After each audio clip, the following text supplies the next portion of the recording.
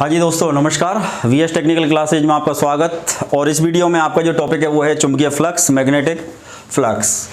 तो अपने पास में विद्युत चुंबकीय परिभाषाएं चल रही थी, उसमें अपन 5 परिभाषाएं कंप्लीट कर चुके हैं। ये अपने पास जो है ये 6 नंबर की परिभाषा है। तो चुंबकीय फ्लक्स क्या होता है, क्या इसका मात्रक है और क्या इसका प्रतीक है, और चुंबकीय फ्लक्स किस किस के ऊपर निर्भर करता है। क्योंकि यहाँ पर बनाने जा रहे हैं विद्युत चुम्बक, और विद्युत चुम्बक में अपने पास विद्युत धारा भी रहेगी, टर्नों की संख्या भी रहेगी, कोर भी रहेगी। तो इनमें से कौन कौन से घटक हैं जो चुंबकीय फ्लक्स के मान को प्रभावित करते हैं, या फिर किसके बढ़ाने घटाने से चुंबकीय फ्लक्स के मान में कमी और वृद्धि होती है। तो सबसे पहले तो अपन चर्चा करते हैं कि भाई चुंबकीय फ्लक्स क्या होता है। पहले भी अपन इसकी चर्चा कर चुके हैं, लेकिन आज वापस से विद्युत चुंबकीय परिभाषाओं में ये शब्द है, तो इसको आज वापस से एक बार रिपीट करते हैं अपन, और इसको दोबारा से एक बार पढ़ते हैं। तो चुंबकीय फ्लक्स क्या है, तो अपन एक अक्ष लाइन की परिभाषा पढ़ी थी जो चुंबक के N और S दोनों ध्रुवों को मिलाती है। तो दोनों ध्रुवों को मिलाने वाली एक अक्ष लाइन होती है। उस अक्ष लाइन के एक अपन लंबवत तल लेते हैं। मान लो अपने पास में एक क्षण चुंबक है, बार मैग्नेट है, और इस बार मैग्नेट में मान लो अपने पास में 2 ध्रुव है, एक N है और दूसरा अपने पास S है। दोनों ध्रुवों को मिलाने वाली जो लाइन है ये तो अपनी अक्ष लाइन है। इस अक्ष लाइन के जो लंबवत तल आता है इसको अपन बोलते हैं उदासीन अक्ष। इसको अपन बोलते हैं उदासीन अक्ष। ये जो लाइन है अपनी ये कहलाती है अपन की अक्ष लाइन, मैग्नेट एक्सिस। ये अपन की उदासीन अक्ष या चुंबकीय उदासीन अक्ष, मैग्नेटिक न्यूट्रल एक्सिस। अब कोई भी चुंबकीय बल रेखा जब निकलेगी तो वो N ध्रुव से बाहर निकलती है। चुंबक के बाहर चुंबकीय बल रेखाएं N से कहाँ जाती हैं, S की ओर। तो इस तरीके से ये बल रेखाएं जो निकलेंगी अपने पास में, कुल बल रेखाओं की जो संख्या है ये अपना क्या बनती है, फ्लक्स। लेकिन कहाँ से लेनी है अपन को कुल बल रेखाएं, तो किसी चुंबक की अक्ष लाइन है ये, इस अक्ष लाइन का क्या है, एक लंबवत तल। इस लंबवत तल से गुजरने वाली जितनी भी चुंबकीय बल रेखाएं हैं, यदि इनकी अपन संख्या काउंट करें तो इनकी जो कुल संख्या आएगी, चुंबकीय बल रेखाओं की कुल संख्या जो आती है, चुंबकीय बल रेखाओं की कुल जो संख्या आती है उसको अपन बोलते हैं चुंबकीय फ्लक्स। तो यही अपनी परिभाषा है। तो किसी चुंबक की अक्ष लाइन के लंबवत तल से गुजरने वाली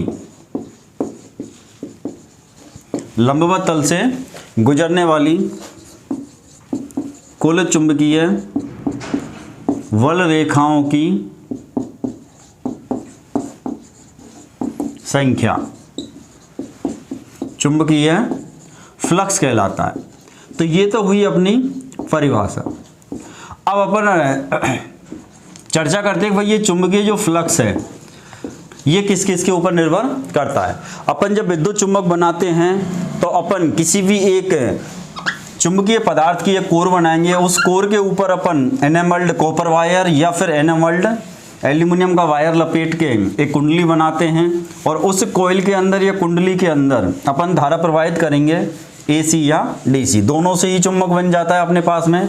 चुंबक बनाने की विधि में भी अपन ने पढ़ा था कि अपने पास में चुंबक बनाने की 5 विधि अपन ने पढ़ी थी, एकल स्पर्श, दोहरी स्पर्श और विभाजित स्पर्श। तो वहाँ एक विद्युत विधि के नाम से पढ़ा था जहाँ पे विद्युत धारा के द्वारा चुंबक बनाए जाते हैं। अब वो जो चुंबक बनेगा उससे बनने वाले चुंबक में कितना फ्लक्स बनेगा, तो अपन को इसके ऊपर चर्चा यहाँ पे करनी है। मान लो अपने पास में कोई भी एक कोर है अपने पास, इस कोर के ऊपर अपन किसी भी प्रकार का एनेमल्ड वायर ले लें, चाहे अपन कॉपर तांबे का लें या फिर अपन एल्यूमिनियम का लें।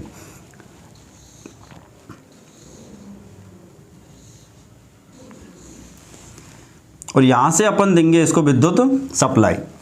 तो अपने पास में यहाँ से जो जाएगी इसको ये जाएगी सप्लाई। तो अब अपने पास में सबसे पहले तो विद्युत चुंबक जब बनाते हैं तो कौन कौन से घटकों की अपन को आवश्यकता होती है। तो जिस भाग के ऊपर वाइंडिंग लपेटी जाती है, या जिस भाग के ऊपर अपन सिंपली भाषा में बोलें कि भाई जिसके ऊपर तार लपेटा जाता है, या जिसके ऊपर कुंडली लपेटी जाती है, कॉइल लपेटी जाती है, इस वाले भाग को अपन बोलते हैं कोर।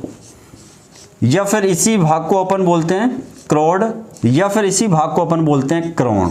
ये तीनों नाम इसी के ही हैं अपन। या इसको क्रोड बोल लें और या इसको अपन क्रोण बोल लें।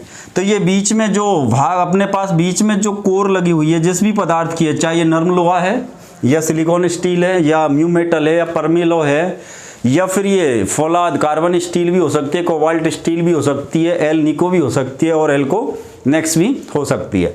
लेकिन जब विद्युत चुम्बक बनाते हैं तो अपन पहले चर्चा कर चुके हैं भाई अपने पास में विद्युत चुम्बक कैसा चुम्बक होता है, तो ये अस्थायी चुम्बक है।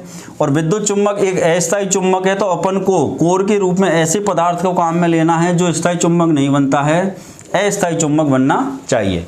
और अस्थायी चुम्बक बनने वाले पदार्थ कौन कौन हैं, तो वो है नर्म लोहा, इसके अलावा अपने पास सिलिकॉन स्टील है, म्यू मेटल है और परमेलो है।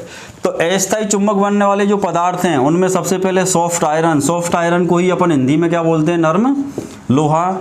दूसरा अपने पास में है सिलिकॉन स्टील, सिलिकॉन स्टील। और सिलिकॉन स्टील में यदि स्टील की मात्रा पूछें तो ये मात्रा 2.4 से लेकर के और 5% तक जा सकती है। तीसरा अपने पास में यदि है तो ये है अस्थायी चुम्बक बनने वाली लोह मिश्र धातु है जिसका नाम है म्यू मेटल। और एक है अपने पास में परमेलॉय। तो ये सारे घटक या ये सारे एलॉय जो धातु हैं ये सारे अस्थायी चुम्बक बनने वाली धातु या एलॉय मेटल हैं या मिश्र धातु हैं। तो अस्थायी चुम्बक बनाने के लिए नर्म लोहा, सिलिकॉन स्टील, म्यू मेटल या परमेलॉय।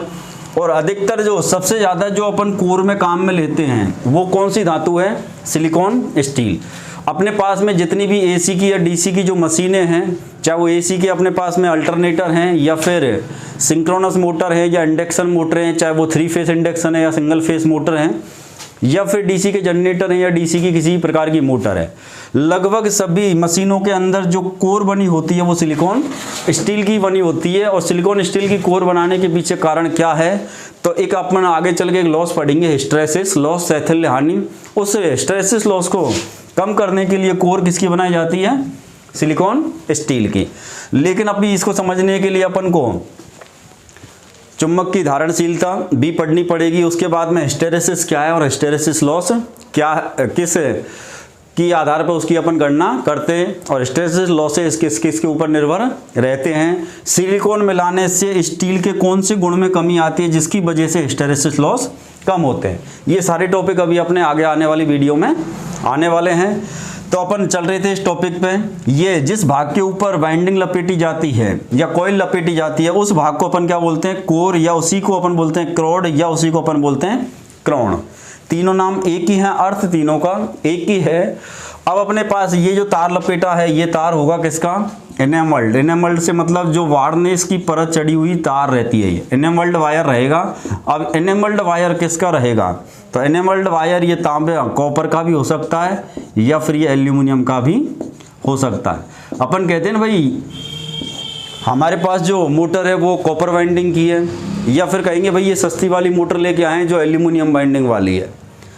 और मोटरों में तुमने देखा होगा वार्निश हुई रहती है, तो जो वार्निश हुआ तार होता है उसी को बोलते हैं एनेमल्ड वायर या वार्निश आलेपित तार।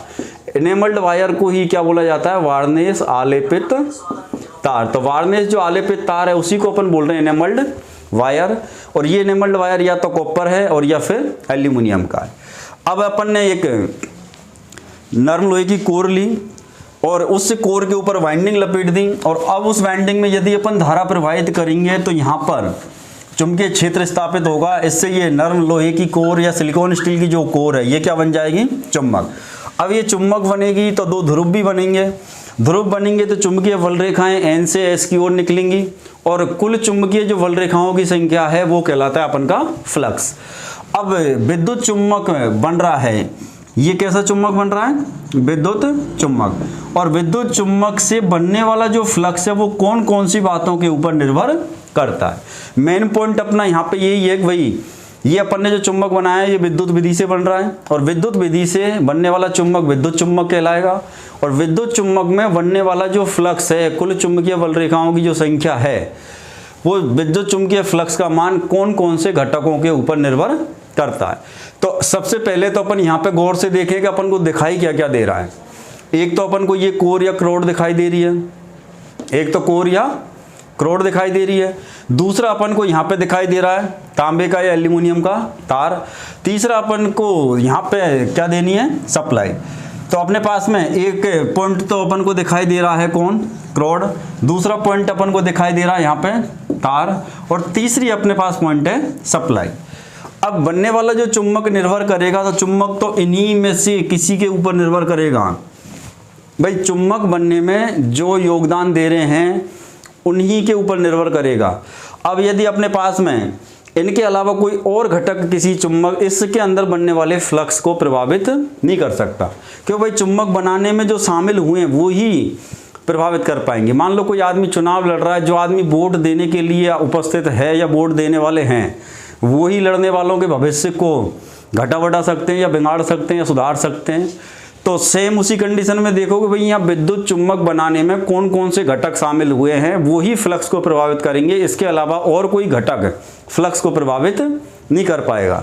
तो सबसे पहले अपन देखें कि भाई विद्युत चुंबक में बनने वाला जो फ्लक्स है, ये फ्लक्स किस किस से प्रभावित होता है।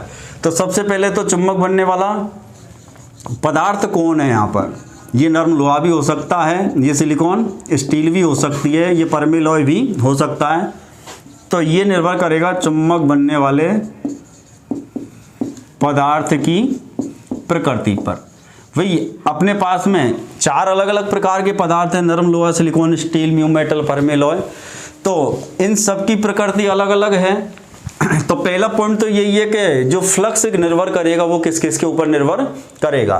तो फ्लक्स सबसे पहले तो निर्भर करेगा चुंबक बनने वाला जो पदार्थ है। अब ये कोर चुंबक बनेगी, ये हुआ चुंबक बनने वाला पदार्थ। इस पदार्थ की किसके ऊपर निर्भर करेगा, प्रकृति के ऊपर। दूसरा पॉइंट है चुंबक बनने वाले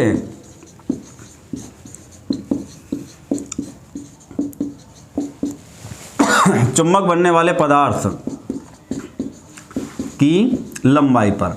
अपन जिस पदार्थ को चुंबक बना रहे हैं उसकी लंबाई कितनी है।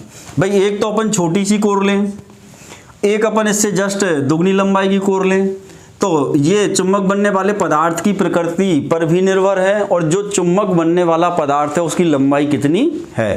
तो अपने पास में यदि चुंबक बनने वाले पदार्थ की लंबाई ज़्यादा होगी तो ज़्यादा शक्तिशाली चुंबक बन पाएगा। चुंबक बनने वाले पदार्थ की लंबाई कम है तो कम शक्तिशाली चुंबक बन पाएगा।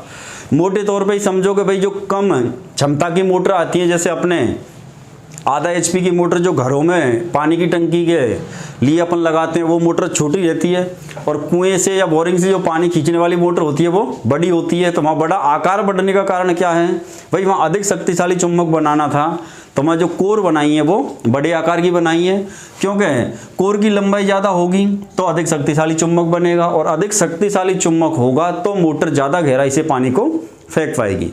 तो जो चुंबक बन रहा है या चुंबकीय जो फ्लक्स बन रहा है वो दूसरा किसके ऊपर निर्भर किया, चुंबक बनने वाले पदार्थ की लंबाई। अब चुंबक बनने वाले पदार्थ की जगह अपन एक शब्द यूज ले सकते हैं जिसको अपन बोलते हैं क्रोड या क्रोण या कोर। क्रोड, कोर या क्रोण की लंबाई पर निर्भर करेगी। क्रोड, कोर या कोण का जो पदार्थ है उस पदार्थ की प्रकृति पर निर्भर करेगी। तीसरा पॉइंट निर्भर करेगी चुंबक बनने वाला जो पदार्थ है, चुंबक बनने वाले पदार्थ के अनुप्रस्थ कटाक्ष क्षेत्रफल पर। चुंबक बनने वाले पदार्थ के अनुप्रस्थ कटाक्ष क्षेत्रफल पर। मान लो अपने पास में इसका अनुप्रस्थ कटाक्ष क्षेत्रफल ये है, तो इसकी क्षमता के अनुसार चुंबक बनेगा।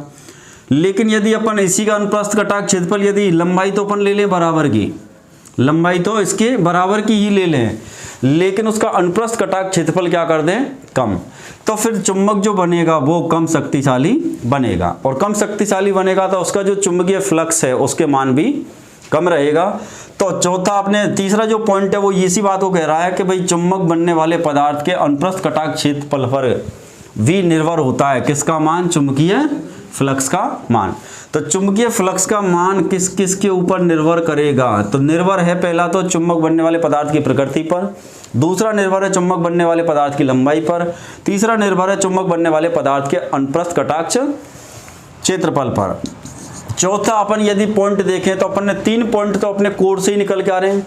इस कोर के पदार्थ की कैसी प्रकृति है, ये नर्म लोहे का है या सिलिकॉन स्टील का है, या ये म्यू मेटल है या परमेलॉय है या सिलिकॉन स्टील है, कौन सी इसकी प्रकृति है। दूसरा इसकी लंबाई पर निर्भर करेगा। तीसरा इसके अनुप्रस्थ कटाक्ष क्षेत्रफल पर। तो 3 पॉइंट जिनके ऊपर फ्लक्स निर्भर करता है वो 3 पॉइंट तो कोर में ही है। चौथा यदि पॉइंट है तो ये टर्नों की संख्या, एक तो अपन एक ही लपेटा लगाएं, एक 2 लगाएं, एक अपन 200 लगा दें, एक अपन 2000 टर्न लगा दें इसके ऊपर।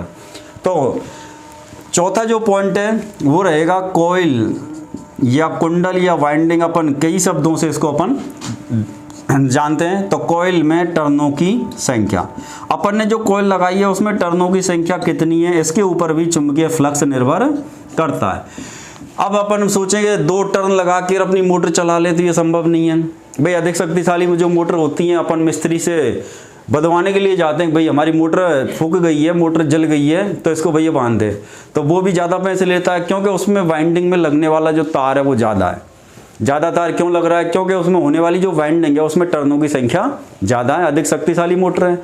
एक तुम मान लो आधा HP की मोटर को बंधवाने जाओगे तो वो सस्ते में बांध देगा, क्योंकि उसमें जो लगने वाला तार है वो कम है। तार कम लगने का मतलब उसमें जो वाइंडिंग हो रखी है, वाइंडिंग तो उसके अंदर है, ऐसा नहीं है बिना वाइंडिंग की है, लेकिन वहाँ टर्नों की जो संख्या है वो कम है। तो अधिक शक्तिशाली मोटर में अधिक फ्लक्स बनता है, इसलिए वहाँ टर्न ज़्यादा है। कम शक्तिशाली मोटर में फ्लक्स कम बनता है, इसलिए टर्न कम है। इसका मतलब ये चुंबकीय जो फ्लक्स है ये टर्नों की संख्या के ऊपर भी निर्भर करता है। 5वां जो पॉइंट है, तो अपने पास में 3 जगह ही थी चुंबक बनने वाली। एक तो ये कोर हो गई जिसमें से 3 पॉइंट निकल के आए। दूसरा अपने पास में टर्नों की संख्या हो गई जिसमें से एक ही पॉइंट निकल के आया। और एक अब निर्भर करेगा कि विद्युत धारा का मान, सप्लाई का मान कितना है। तो विद्युत चुम्बक में बनने वाला जो फ्लक्स है वो इन 4 पॉइंटों के अलावा एक और पॉइंट है जिसके ऊपर निर्भर करता है, वो है विद्युत धारा के मान।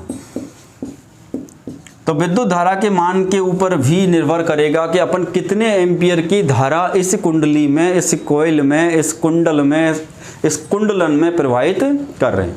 मान लो अपन 1 एम्पियर की धारा देंगे तो उसके अकॉर्डिंग चुंबक बनेगा। एक अपन ने मान लो 10 एम्पियर की धारा दी तो उसके अकॉर्डिंग चुंबक बनेगा। एक अपन ने 100 एम्पियर की धारा दी तो उसके अकॉर्डिंग चुंबक बनेगा। तो विद्युत जो चुंबक है उससे बनने वाला जो फ्लक्स है, जनरेटर, मोटर, अल्टरनेटर सब में विद्युत चुंबकीय फ्लक्स ही बनता है।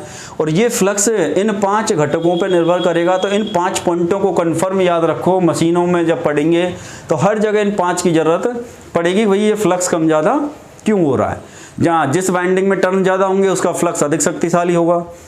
भाई धारा बराबर की जा रही है लेकिन टर्न ज़्यादा होंगे तो भी फ्लक्स अधिक बनेगा। तो ये 5 पॉइंट है जिनको मैं एक बार वापस रिपीट कर देता हूँ। ये चुंबक, विद्युत चुंबकीय जो फ्लक्स है वो इन 5 घटकों पर निर्भर करता है। एक तो है चुंबक बनने वाले पदार्थ की प्रकृति, चुंबक बनने वाले पदार्थ की लंबाई, चुंबक बनने वाले पदार्थ का अनुप्रस्थ कटाक्ष क्षेत्रफल, कॉइल में टर्नों की संख्या और विद्युत धारा के मान पर। ये वो 5 पॉइंट हैं जो विद्युत चुंबक में बनने वाले फ्लक्स को प्रभावित करते हैं। अब अपने पास में आता है भाई फ्लक्स का मात्रक क्या होता है, प्रतीक क्या होता है और इसको ज्ञात करने का समीकरण अपने पास क्या है। तो अपने पास में हर राशि का एक प्रतीक है, हर राशि का एक मात्रक है और हर अपने पास में जो राशि हैं इनको ज्ञात करने के लिए समीकरण है और उन समीकरणों के आधार पे ही अपने क्या आते हैं, न्यूमेरिकल्स आते हैं। तो अब अपने के पास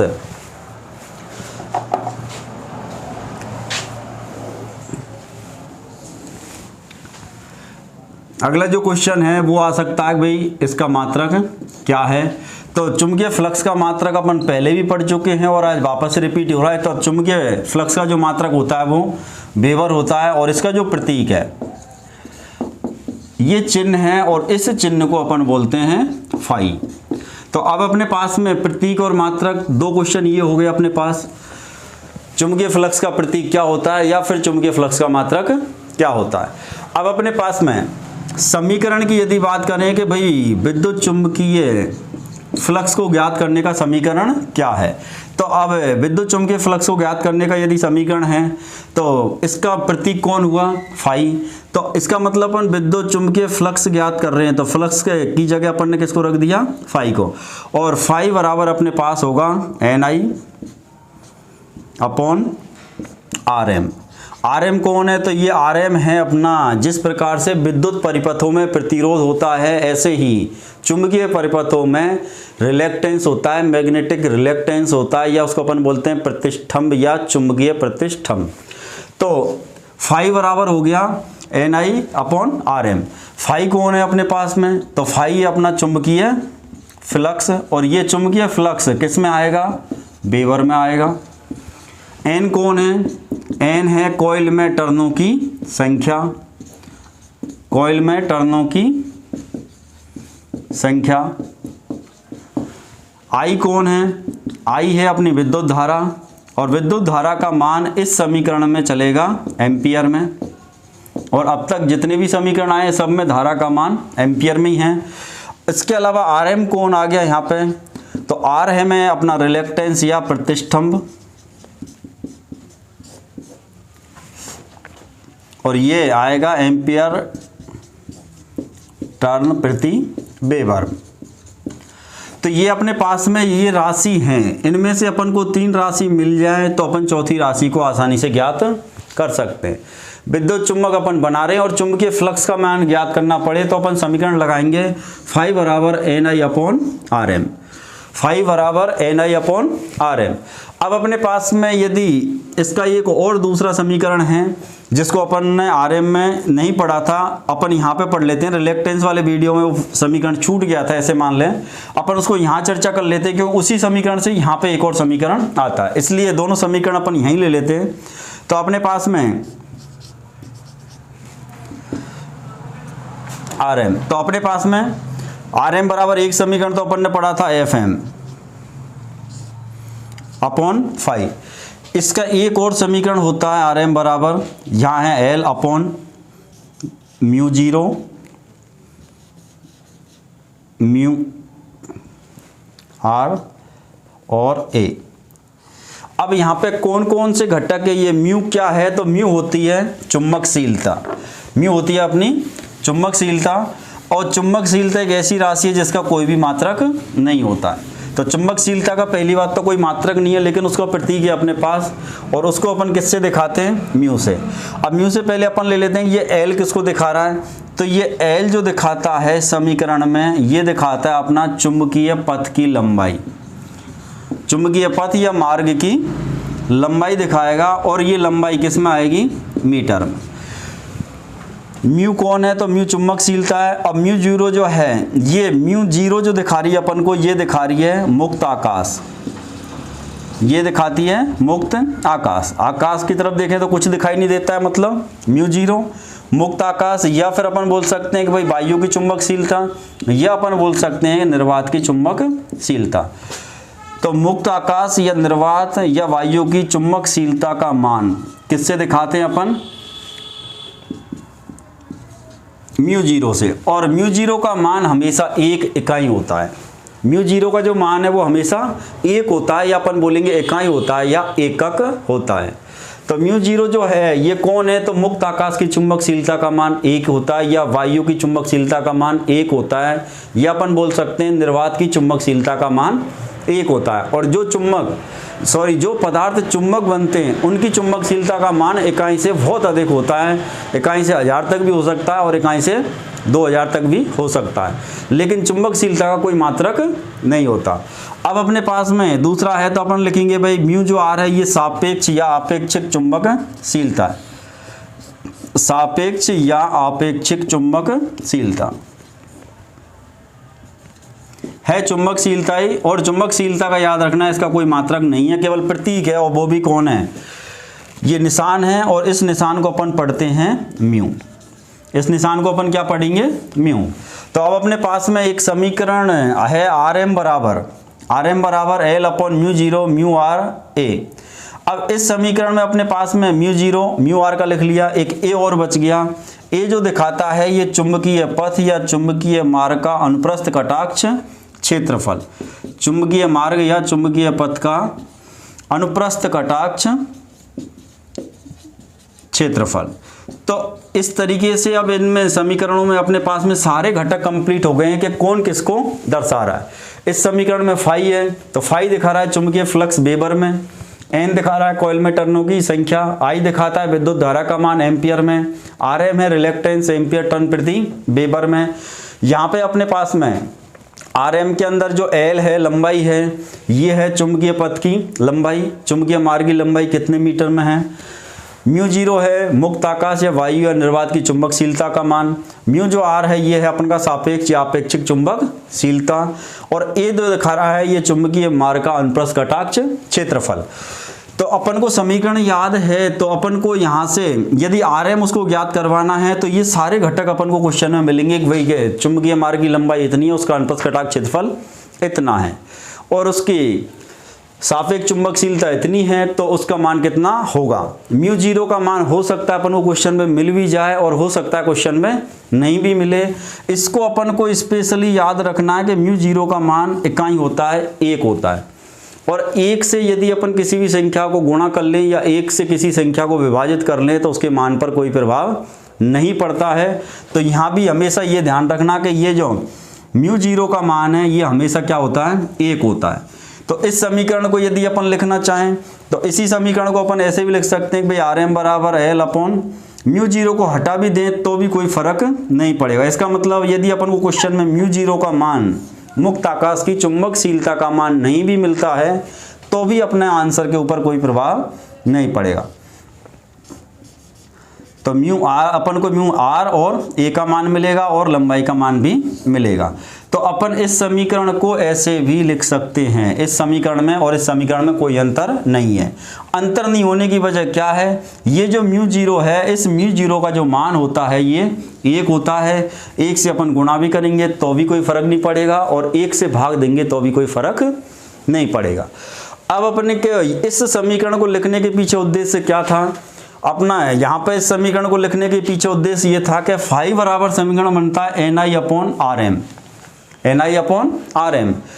लेकिन अपने पास में आर एम बराबर जो है, आर एम बराबर ये समीकरण अपने पास, ये समीकरण आर एम के बराबर है। आर एम बराबर L upon U sorry mu zero mu R और ए। अपन इस आर एम की जगह इस पूरे को भी लिख सकते हैं, इस आर एम की जगह अपन इसको भी लिख सकते हैं। तो इस फाई का या फ्लक्स का दूसरा समीकरण भी बन जाएगा। तो दूसरा समीकरण यदि अपन लिखना चाहें तो फाई बराबर जो बनेगा ऊपर तो रहेगा एन आई, एन है टर्नों की संख्या और आई है विद्युत धारा का मान। इसमें अपन लिखेंगे यहाँ पे नीचे आएगा एल, एल के अपोन में आएगा अपने पास में mu zero mu R A. अब यदि इसको अपन आगे सॉल्व करेंगे, आगे यदि सॉल्व करेंगे तो ऊपर तो हो जाएगा N I mu zero mu are A और नीचे रह जाएगा केवल एल। तो इस टाइप से अपने पास में फाई का या फ्लक्स का एक और समीकरण बन के आ जाता है। तो इस फ्लक्स को ज्ञात करने के अपने पास में दो समीकरण हो गए, फ्लक्स को ज्ञात करने के दो समीकरण हो गए, एक पहला समीकरण तो ये और दूसरा समीकरण ये। दूसरा बन के कैसे आया, इस आर एम की जगह पर, इस आर एम की जगह पर अपन ने इसको लिख दिया, एन आई के अपोन में आर एम लिख रहा था, आर एम बराबर L upon mu zero mu are A होता है। तो अपन ने इस आर एम की जगह L upon mu zero mu R और ए लिख दिया। अपन ने इसको लिख दिया पूरे को, इसको लिख दिया। तो इसको जब अपन ने सॉल्व किया पूरे को तो फिर अपने पास में निकल के आया फाई बराबर N I mu zero mu R और ए, ये निकल के आया अपने पास में N I mu zero mu are A upon L. तो इस तरीके से अपने पास में फ्लक्स का एक दूसरा समीकरण भी निकल के आता है। दोनों को अपन को याद रखना है, एग्जाम में समीकरण भी पूछ सकता है, एग्जाम में अपन से न्यूमेरिकल भी पूछ सकता है। जब तक अपन को समीकरण याद नहीं होंगे न्यूमेरिकल एक भी हल होने वाला नहीं है। तो दोस्तों अपने पास में इस वीडियो में सबसे मेन चीज़ तो ये है कि भाई एक तो फ्लक्स की परिभाषा, दूसरा फ्लक्स किन किन के ऊपर निर्भर करता है। ऑप्शन में मिलेंगे अपन को 5 टेक्निकल हेल्पर जैसे एग्जाम में 5 ऑप्शन आते हैं, तो वहाँ पे अपन को विशेष ध्यान रखना है 4 दे दिया या 5 में अपन दे दिया, ये सभी आंसर अपन तभी दे पाएंगे जब ये सभी अपन को याद है। तो इनको याद नहीं करना, इनको थोड़ा सा दिमाग लगाओ। विद्युत चुम्बक जो बन रहा है वो किसी कोर के ऊपर वाइंडिंग लपेटने से बन रहा है। तो 3 पॉइंट तो कोर से ही आएंगे जिनके ऊपर फ्लक्स निर्भर करता है। एक तो कोर की प्रकृति कैसी है, किस टाइप के पदार्थ को अपन चुम्बक बना रहे हैं।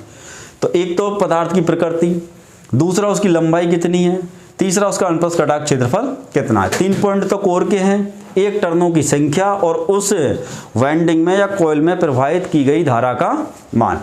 दूसरे क्वेश्चन अपने पास में आ सकते हैं, भाई फ्लक्स का मात्रक क्या है, तो इसका मात्रक वेबर और उसका प्रतीक कौन है, तो ये है फाई। फ्लक्स ज्ञात, विद्युत चुंबक में फ्लक्स ज्ञात करने का समीकरण, तो विद्युत चुंबक में फ्लक्स ज्ञात करने का समीकरण हो गया फाई बराबर NI/RM। RM ज्ञात करने के दो समीकरण थे, RM बराबर FM/φ भी लिख सकते हैं, या RM बराबर L/μ0μRA। इस समीकरण से अपन ने इस RM की जगह इसकी वैल्यू रखी, तो अपने पास एक और समीकरण बन के आया, फाई बराबर NI/μ0μRA/L। तो दोस्तों इस वीडियो में इतना ही है, और विद्युत चुंबकीय परिभाषा की सीरीज में अगली वीडियो आपको आने वाली परिभाषाओं की लेके आएंगे। तब तक आप लगातार पढ़ते रहें। वीडियो यदि आपको अच्छी लगती है लाइक और शेयर करते रहें। Thank you.